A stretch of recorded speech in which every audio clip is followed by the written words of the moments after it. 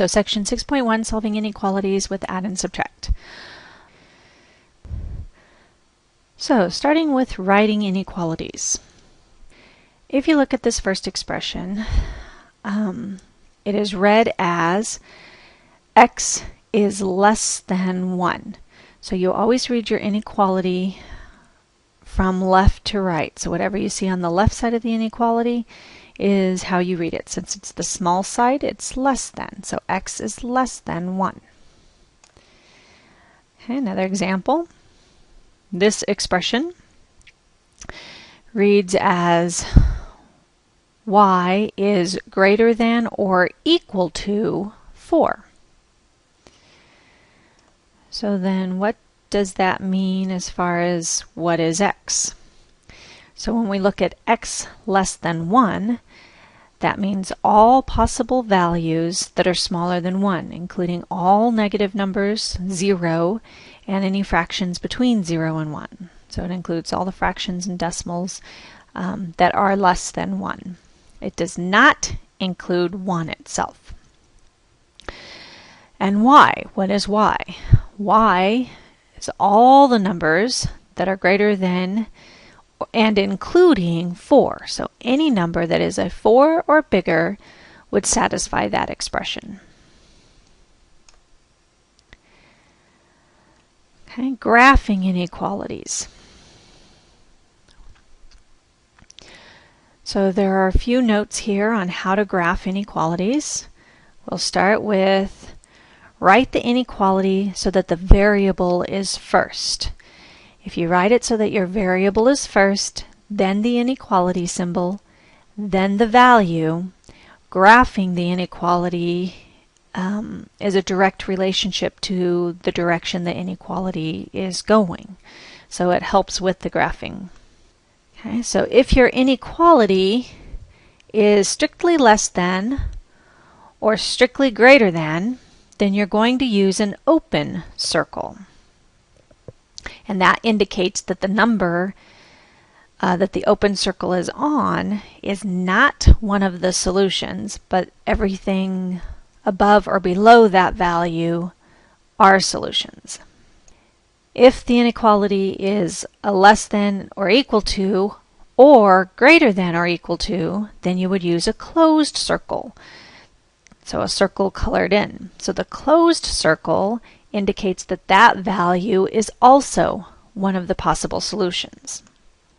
So if the variable is first, the arrow goes the same direction as the inequality.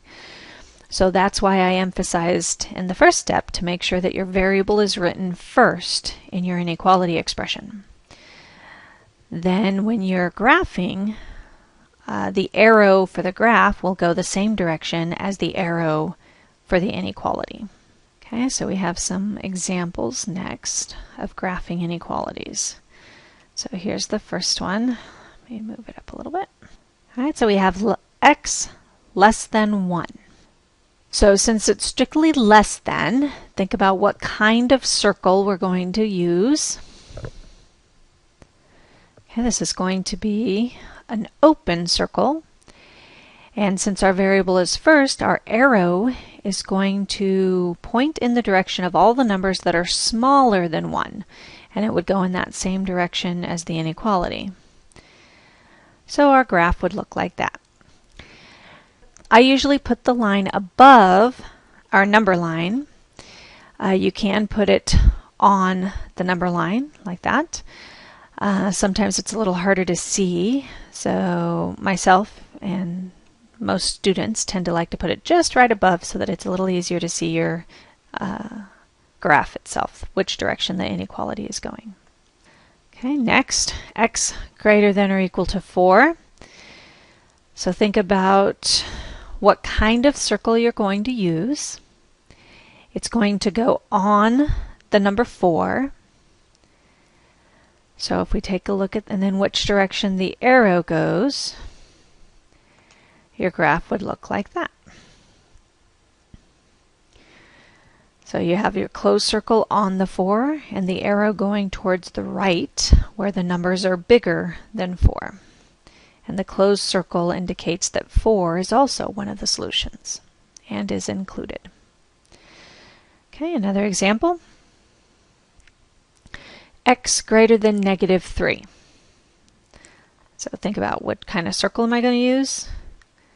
Which number is it going to go on? And which direction is my arrow going to go?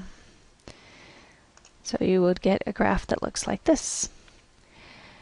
So you have an open circle on -3, and we want numbers that are bigger than -3, which are the numbers to the right. Note the arrow goes the same direction as the inequality symbol.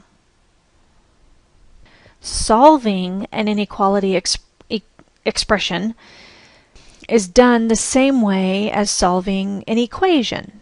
So in this case, m minus 3.8 is less than or equal to -1. So I want to solve for the variable m. I do that by adding 3.8 to both sides of the inequality. So then you get m by itself on the left. M is less than or equal to 2.8. Now we want to graph that solution. So you find 2.8 on your number line. We're going to use a closed circle because of the less than or equal to. The equal to part indicates that you would use a closed circle. And that line underneath is the equal to part. And the direction of our arrow is going to go in the direction where the numbers are smaller than 2.8. So that would be to the left. So our graph would look like this. Usually when a number is between two numbers on the number line, we write that value on top of the circle that we drew to indicate what the exact number is supposed to be. So if I didn't have the 2.8 there and you didn't see the problem itself, you wouldn't know exactly where between 2 and 3 that number was. So writing the number on top is helpful in identifying what the actual solution was. Let's look at our next example. So we have number 2. 1 is less than or equal to s minus 8. So just like solving an equation, we want to isolate the s variable and get the s by itself. So think about how you would solve an equation of this same format. Okay, so hopefully you're looking at adding 8 to both sides. So we add 8 to both sides, and 8 plus 1 gives us 9, less than or equal to s. Now if you recall, I mentioned earlier when we're graphing, also when you're solving, to make sure that your variable goes first. So when you're solving an inequality, make sure you rewrite your answer so that the variable is first. And then when you do your graphing, it will help you with the graphing. So I just take the inequality that you have, you flip it around. Okay, so the s goes first. Note that the larger side of the inequality is pointing at the s, so the larger side of the inequality has to continue pointing at the s. And the smaller end of the inequality is pointing towards the 9. So when I flip it, the smaller end of the inequality should be pointing towards the 9. So s greater than or equal to 9 is our final solution. So for graphing, the equal to is there. So we're going to have a closed circle above the 9.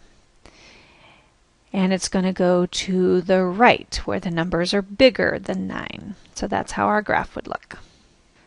Okay, we have one more slide, a couple more examples.